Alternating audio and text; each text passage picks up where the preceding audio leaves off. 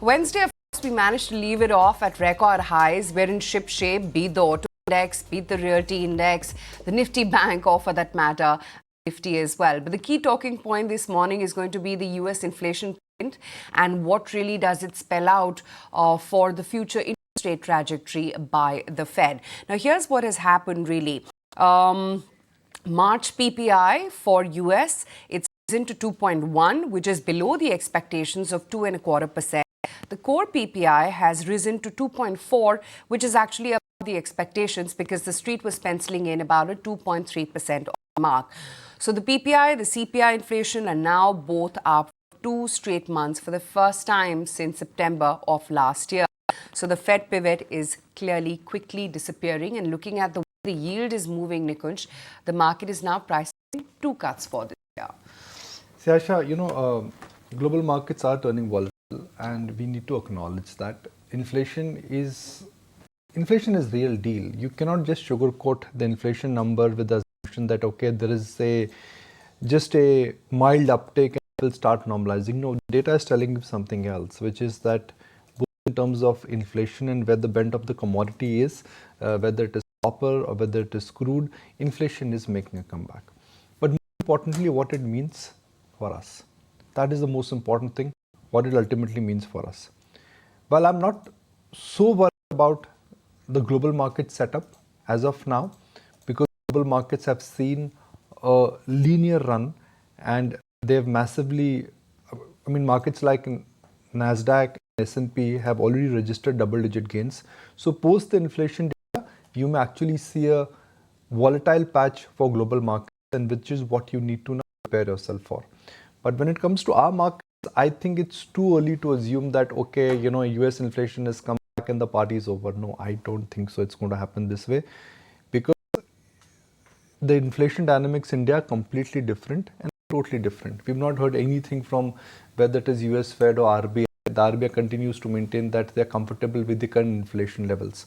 Until unless something negative and dire really happens, I think for the moment you can assume that inflation will make the market construct volatile, but it is likely to really puncture the market momentum in a meaningful manner based on what we've seen both locally and globally. Okay, we'll certainly be watching out for that trend with respect to what happens across the globe. But back home, the story was quite different. In fact, the markets charged ahead, and it was a life high that the markets hit for the third straight day. This is on Wednesday's trading day, which would mark the fourth straight week of gains that we have seen.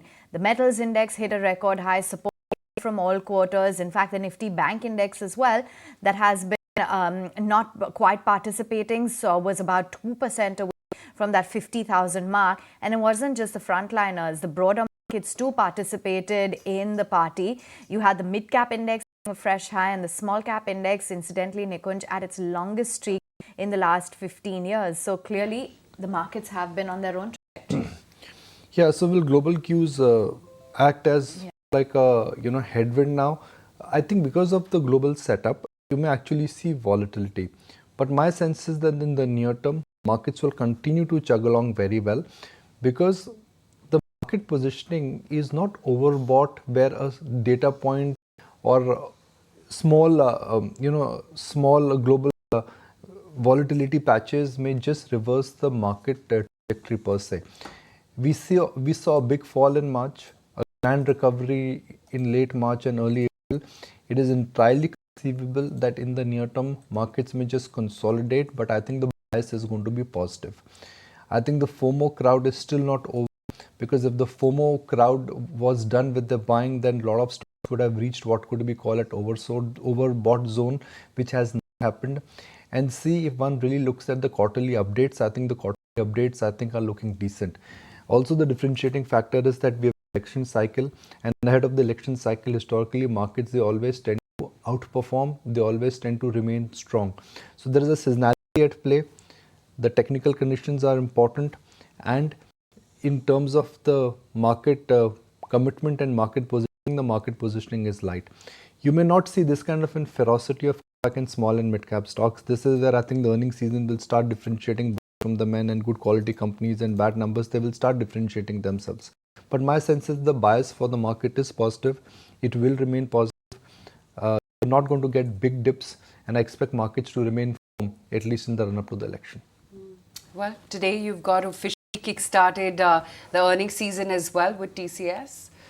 See, the irony is that expectations are low and the stock is an all-time high. Now that is the setup for TCS. That may not be the setup for IT. What do you want to hear from TCS? Just one thing, that can they gain a double-digit growth? Or is that something which is an aspirational number, and it's an aspirational number, and the probability of close to double-digit, I think, is something which is not a probability or a possibility. Then those numbers will not look all that exciting. But if TCS management today comes out and clearly spells out that the worst is behind, things are looking up, the volatility, what they saw post in last 3 or 4 quarters, that is different. The next 3-4 quarters are going to be dramatically different than what they've seen. See, markets know that order books are strong. It is just that execution is a problem. Markets are aware of the fact that a lot of business in US is now going to what could be called as global delivery centers. That's not new. What may really excite the street is that some kind of an acknowledgement and some kind of a communication which is very firm and crystal clear that they expect FY25 and beyond to be dramatically different. If they come out and say, okay, we continue to believe in the long-term story, things will pick up, we are aligning our business model, then it will just be a number which will come and go. But the positioning of IT is such that nobody is expecting anything. And if they come out and really spell out something very constructive, then we could be in for a good Monday for TCS stock. All right, that'll be closely watched for. And in light of that, Nikunj, it would be interesting as to how one should really approach the entire IT sector. Do you think one should go in light? And in terms of the overall markets as well, what should be the strategy?